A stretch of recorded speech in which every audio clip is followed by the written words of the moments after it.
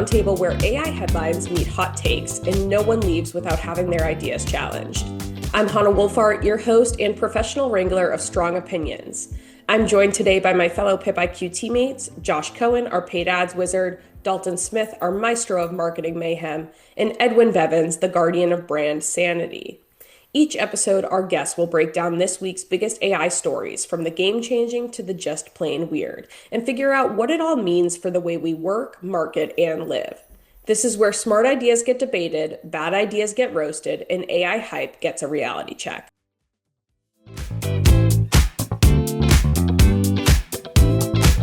Let's get into it, guys. First story of the day, the Bank of England warns that the AI bubble could burst. So the Bank of England is warning that the global market's AI gold rush could be setting the stage for a major correction. Policymakers say tech valuations, especially for AI-focused companies like OpenAI and Anthropic, have soared to unsustainable levels, with OpenAI now worth $500 billion, up from $157 billion last year. Anthropic's valuation also tripled. The bank's Financial Policy Committee cautions that investor optimism without AI's potential may be outpacing reality, especially after an MIT study found that 95% of organizations are getting zero ROI from their AI investments. That disconnect, they say, leaves markets particularly exposed if AI progress slows or the hype fades. This AI boom has fueled historic valuations, but if the hype cracks, it could ripple far beyond tech stocks, affecting global stability. Edwin, if 95% of companies are seeing no ROI from AI, what's actually driving these trillion-dollar valuations? Progress, or is it pure hype? Weigh the balance here between progress and hype. The truth is, it's both, but at different levels. I'd say at the industry level, it's a lot of progress. The tech is real. A lot of these breakthroughs are real. And I really do think that we're going to see more returns build over time, just like past tech innovations. But it's when you get to the individual company level, like you were just talking about, that's where we're seeing hype. Where investors are valuing these individual companies as if they've already won the AI race. When, the reality is most companies are just getting started. They're still figuring out how to implement this effectively. So that's why we have these studies that show most AI pilots, aren't generating ROI yet. It's not because AI is useless. It's because adoption takes time. It takes training, and it takes really proper integration into a company's unique policies, procedures, and knowledge, and knowing how to do that the right way. So I have huge bubble concerns as we look at these valuations like you're talking about, but there are different types of bubbles. There's bubbles for the history heads out there like Tulip Mania, where the underlying asset is worthless. But then there are things like the dot-com bubble. Most of those early internet companies, they failed, they collapsed. But the internet still transformed the economy. The companies that either survived or emerged in the aftermath, those are all the biggest companies in the world. And honestly, that's what people are doing by valuing these companies. They're valuing it as if these are the biggest companies in the world.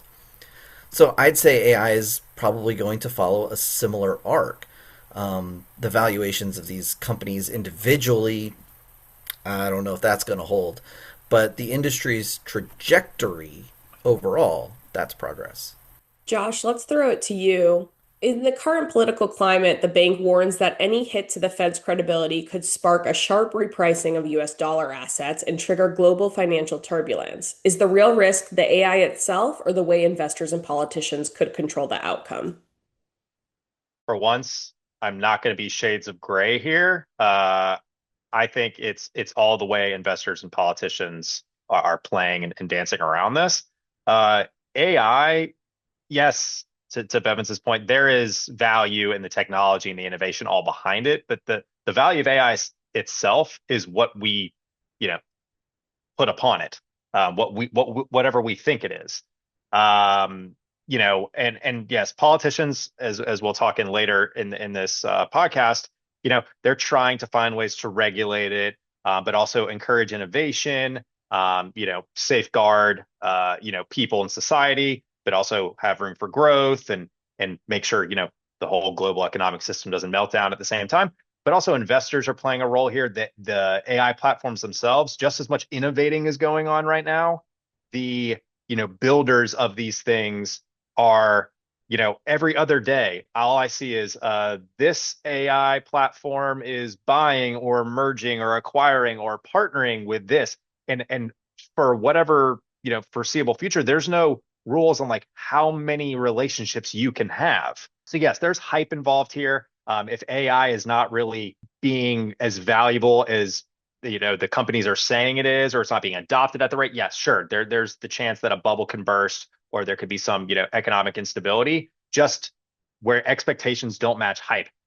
However, the other part that we're not looking at is all of this like wheeling and dealing, this merging of companies, and there's 90 companies in this one partnership in a giant contract that's like this deep that no one really truly understands. If any one thing goes wrong in any one of those companies, you start to have a ripple effect, and it has nothing to do with AI. If there's a company, I'm just making this up, that's in the real estate industry that is now invested in chips, that is now invested in open AI or Perplexity or what have you, and there's some sort of real estate, rupture, so to speak, that's going to cause a ripple effect everywhere else. It's kind of like how we see today in economic markets. Since every currency is pegged to the dollar, if something happens in Europe, we're going to feel the ripple effects later, even though it has nothing necessarily to do with AI. So yes, if AI has its own issues, it's going to ripple outward. But all the companies that are playing in the sandbox now, if anything happens in their industries, you're going to feel the ripple back. So 120,000%, the investors, the companies themselves, and the politicians, they're controlling this outcome. There's so much going on, and not only are we not really fully checking how AI is going to grow, we're not checking like how many partnerships and mergers and acquisitions and controlling stakes these companies can have. We're just letting them run rampant, which is where we're getting that highly inflated value. Oh, it's like that company's worth 500 billion, that company's worth 500 billion. Together, it's now 2 billion, which is greater than the sum of its parts, but we don't care because there's so much unknown of where this is going to go. And to Bevan's point, yes, it's going to go far. This is going to change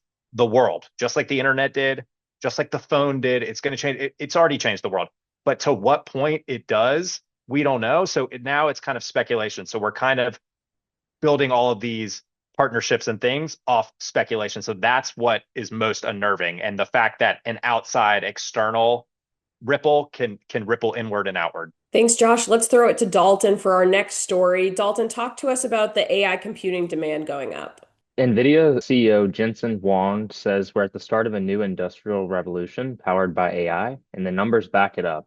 Demand for computing has exploded in the past 6 months as AI models shift from answering questions to performing complex reasoning. Huang calls it a double exponential. AI is getting smarter and demand is skyrocketing. Nvidia's new Blackwell chips are selling out, and the company is investing 100 billion in OpenAI's upcoming data centers, which will require 10 gigawatts of power, about the same as New York City's summer peak. Bottom line, Nvidia's riding the AI wave higher than anyone, but the question now is whether the world has enough power and patience to keep up. So Hannah, for Nvidia's $100 billion investment in OpenAI's data centers sound massive. Is this innovation at scale, or is this a sign that the AI race is burning through resources too fast? Yeah, I think it's a sign that we're burning through resources too fast to keep up with, but we don't know how to mitigate that. So I think, like, yeah, we're seeing innovation at scale and a signal of strain, and it's great that we're moving so fast in the AI space. But when you say we're matching New York City's summer peak for a single AI build out, that's a lot of energy being used, and that's a staggering number. Something that's like kind of alarming to think about if you think about that's just one AI build out. We need more power than that. And with everyone entering this space, it's going to become more of an issue. And with usage just growing in general, like everybody's using AI, not just in their professional lives, but in their personal lives too. And so when we have people just asking like, hey, make me a grocery list for this week, that's using that power too. And so everything is playing into this and we can't keep up with it. It's not sustainable. We've seen this before. Like we're seeing this right now with global warming and the energy issues our world currently faces. Now this is just adding more fuel to that fire.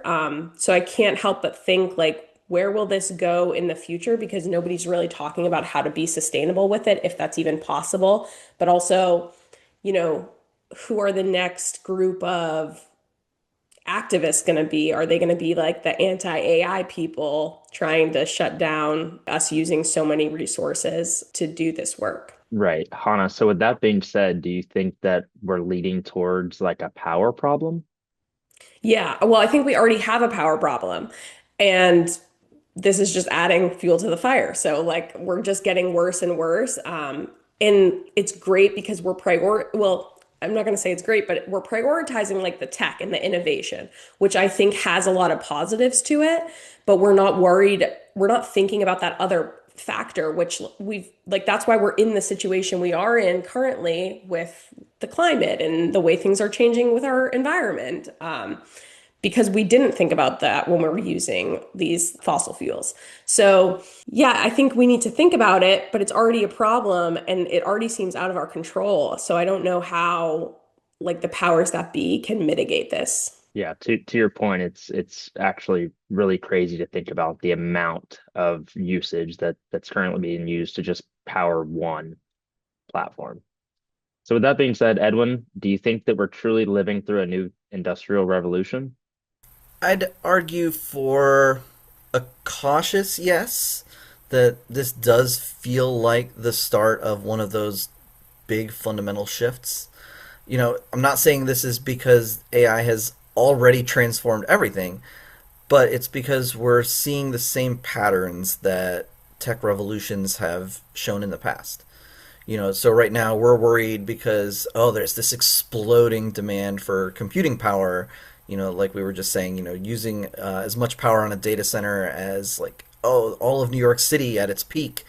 I mean, that kind of scale is, I mean, it's really, like we were just discussing, it's incredible to think about. But we also have to keep in mind tech revolutions, they always test the limits of power. That's what they do, and that's what makes them revolutionary. If you want to go back to, where the term comes from, the OG Industrial Revolution, it's coal. They need to find coal and they need to transport it and they need to be able to get power out of it. 20th century, we've got to build out these electricity grids all across the country. We didn't have it before. The digital age, the last era that we've been in, it's about chips and networks and all of this stuff. And every single time we have to retool the infrastructure we have to keep up with what's changing. And so AI it's no different.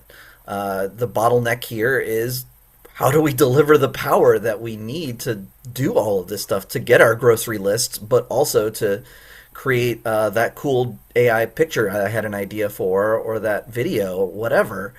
It's really pushing the boundaries of what we're able to do right now. And so that's what makes it revolutionary, that when the tech is so transformative, that we choose to rethink and rebuild the way our world works. Like you were just talking, I don't think there's anybody out there who's excited to build more coal plants to power their AI data center. So maybe this is the kind of thing that becomes a wedge for clean energy innovations and things like that. We're only in the early chapters, but it's about the trajectory, and that's where I'm seeing major changes on the road ahead. Something interesting to add to that, not only to consider the power, but I've also been reading a few articles about the amount of water that is actually being used to cool these data centers. And it is an abnormal or large amount of water. So not only are we using large amounts of power, we're also using large amounts of water as well. So just something else to consider. Yeah, I mean, these are all the kinds of things that if this is something we really want to consider and to do, we have to figure it out. And so do we have the will to figure it out? Now to our third story. Josh, talk to us about Deloitte handing out refunds. Yeah, so Deloitte got caught cheating on its, homework, so to speak. So yeah, recently they've agreed to partially refund the Australian government after errors were found in a, several $100,000 report that was partly written using AI. The report, which reviewed Australia's welfare compliance system, included fake academic references, non-existent experts, and even a made-up court quote. The mistakes were discovered by an academic, not Deloitte, and they were later corrected in an updated version. So only then did the firm disclose that it had used OpenAI's GPT-4o through Microsoft's Azure platform to help draft it. So once they got caught, they came forth. So while Deloitte insists that the report's conclusions were unchanged, the incident raises major questions about transparency and accountability in professional services, especially when AI is used behind the scenes in client work. So, Dalton, when a big four firm, heck, when any firm that is using or are providing professional business services and they're going to use AI and they get caught either, knowingly fabricating sources through AI or unknowingly, is that a tech problem or a quality control problem? I believe that that's a quality control problem. The technology itself, being so new is always going to come with a few hiccups. And I think, there will always be a need for human intervention. While the AI is more productive, the work that it produces should always be reviewed or audited by a human.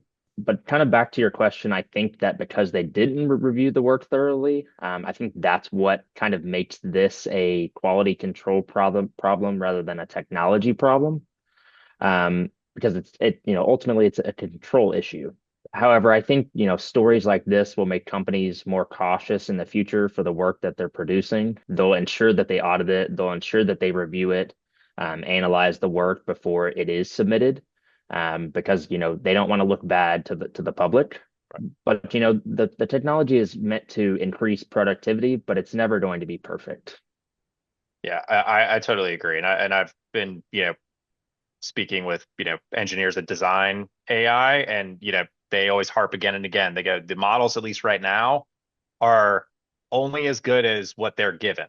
The more context, the better. They're they don't do well without a lot of context. So they're always going to have gaps if what you're feeding it isn't, 100% the best, or they don't have all the knowledge that you have in your head or your company understands. So yeah, I think it's always going to have limitations. Every piece of technology does. So yeah, totally a quality control. And I think going back to, when I talked about that Dunning-Kruger effect, like where we're kind of at, there are plenty of companies that, I'm not saying Deloitte as a whole, but there are teams, individuals, you name it, that are in that part of the AI curve where they're like, AI can do everything.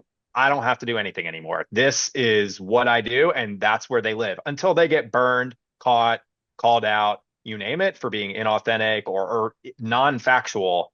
Then they'll learn. Then they'll learn, I got to check this. I got to infuse the human into it. So I think they're all figuring it out, but I think we're starting to see where risks of not doing that checking are coming to a head. So with that, will stories like this, though, where Deloitte getting caught, make companies more cautious about using it, or are they just going to get better at hiding it?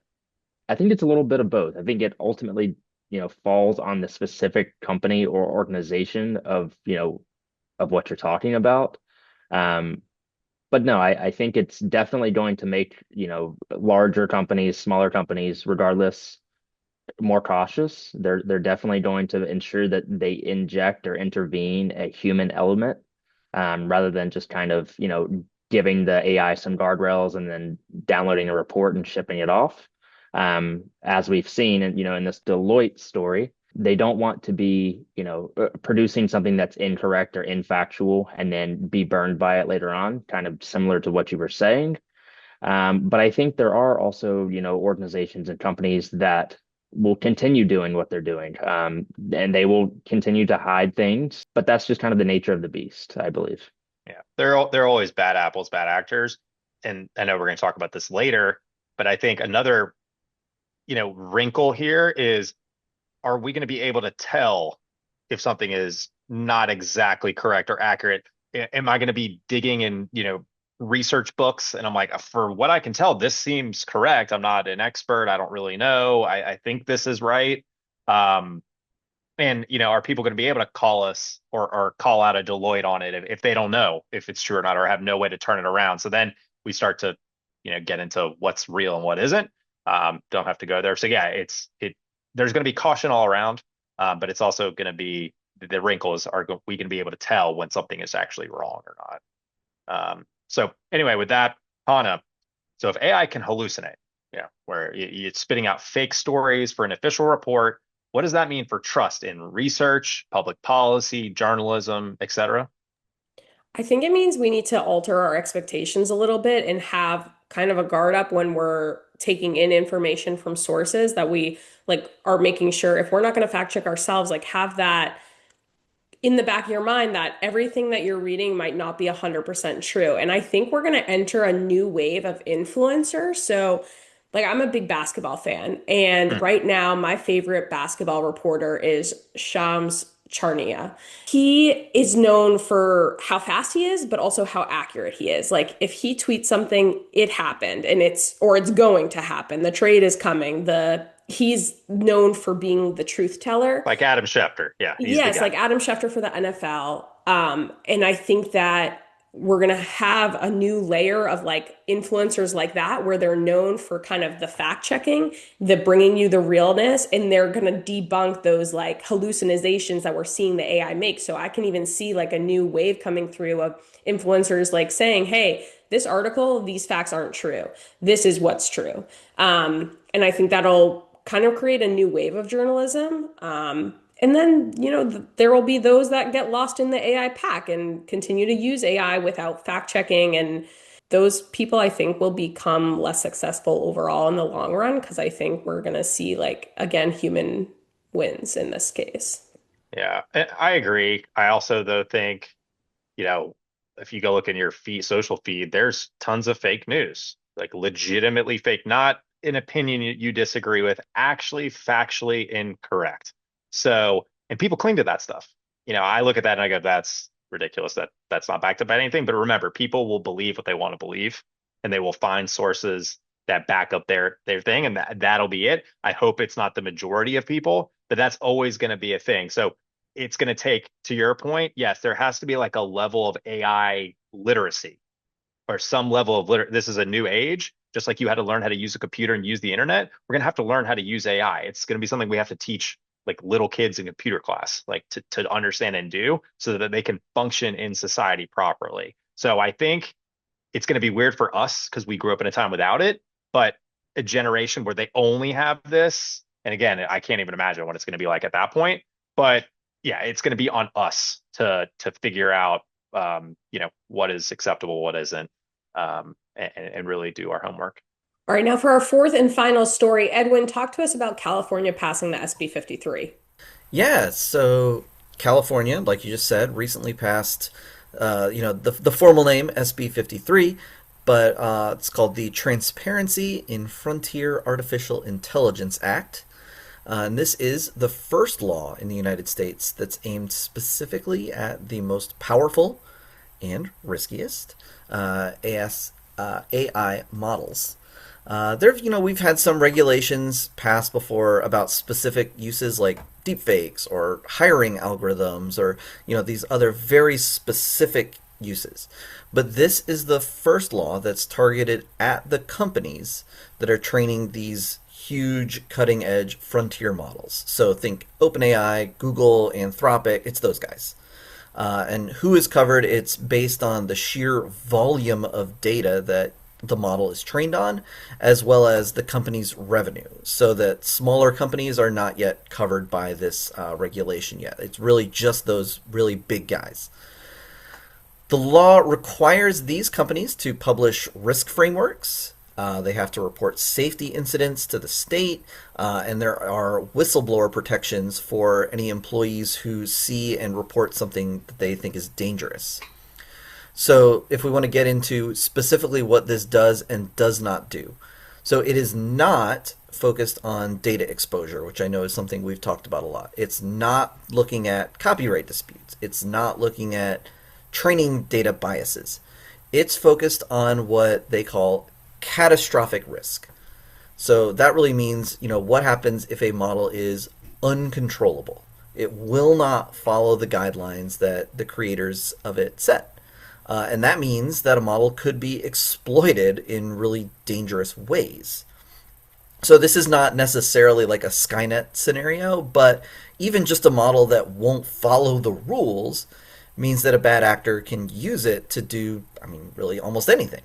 So, just to give some context specifically, some examples of catastrophic risk from the law, it's an AI that could contribute to the death or serious injury of 50 or more people, or cause at least $1 billion in damages. An AI that could provide expert level assistance in creating or releasing a chemical, biological, radiological, or nuclear weapon. That doesn't sound great. Or engage in criminal conduct or a cyber attack without meaningful human intervention. This kind of stuff, bad stuff.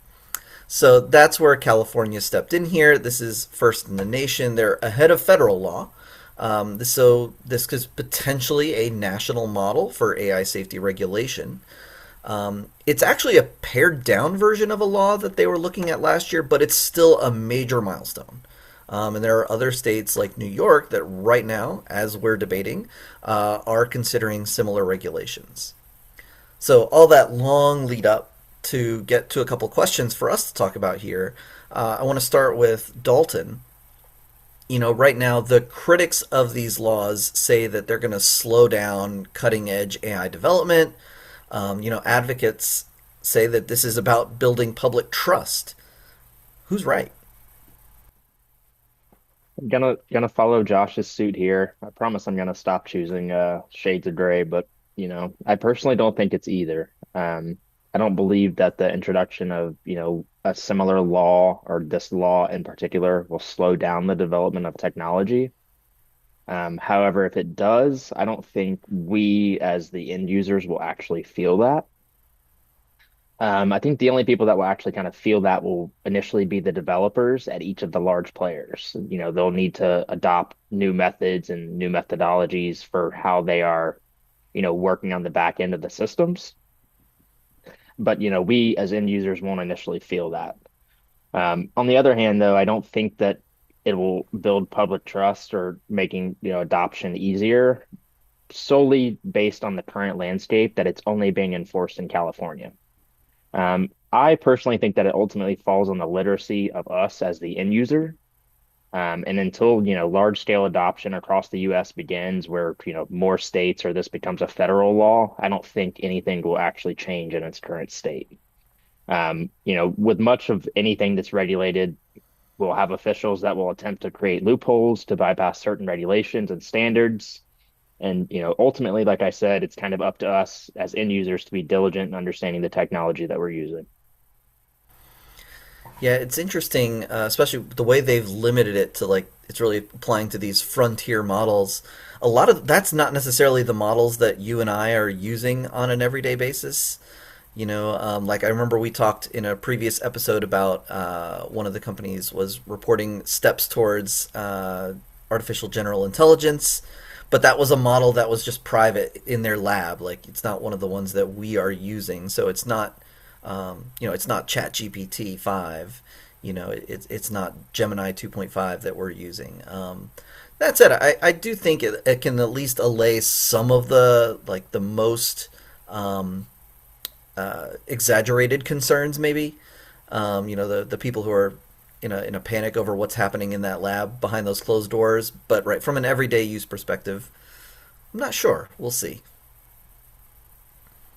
Second question, I'll go to Josh here. Like we talked about, this is focused just on these catastrophic risks. By ignoring things like bias and copyright and misinformation, which I know you were just talking about earlier as well, are we aiming at the wrong target with this law, or is this just a necessary first step? I think it's just a necessary first step. I think the things that are going to have the most immediate impact, at least right now, yes, catastrophic risk in the future is necessary, but it's kind of like a given. It's like murder is illegal. Okay, we know, got it. But bias, copyright, the misinformation, that's going to be the stuff that's more readily apparent on a day-to-day basis. I think, though, to get people to like adopt any sort of regulation whatsoever, you have to start with these are the low-hanging fruit. It's like the things that could destroy society. Although, as you can see, the other things can can destroy us from within and make, AI not as productive or as innovative as it's supposed to be. So it's definitely not the wrong target. It's a necessary first step. I also think if we start tiptoeing to that area before other states adopt any sort of regulation whatsoever, you get all types of calls of this is censorship. This is, autocratic rules that I can't, do what I want or say what I want. And it's not that we're saying you can't believe or say what you want to say. It's just putting, an AI is not a human, and hopefully I don't have to eat those words later. But AI is not a person, so it doesn't have rights right now. You know, so I think we do have to put rules on it, and find a way for the platforms to either be either incentivized or are highly discouraged from not letting that stuff get to the cracks. Also, to go along with that is going to be, again, our ability to have enhanced AI literacy. But I believe if the platforms are working toward that end, it'll be a lot easier for people to give, into that. Because, and I know Dalton and I have been talking about this before, but people are going to believe what they want to believe. And there's some people that are going to be like, I always got to fact check this. This is how it's going to be for the rest of forever, whether it's easy to or not. And then there's some people that are going to take everything that comes out of AI at face value. And then there's some people that are going to believe nothing that comes out of AI. So we got to find like a happy medium. But yeah, I think this is just a step. And then once we have some sort of widespread adoption of at least just the catastrophic risk, you'll start to see more and more toward that. And remember, America is always slow to these things. If you go to Europe, everyone's like, yeah, we need to put a thing on here that says this ad was photoshopped. Duh. Here, we're like, ridiculous. Let it be photoshopped and don't tell anybody. So we'll get there. Yeah, I think that's where I land as well. That you gotta start with the things where we all agree. Right.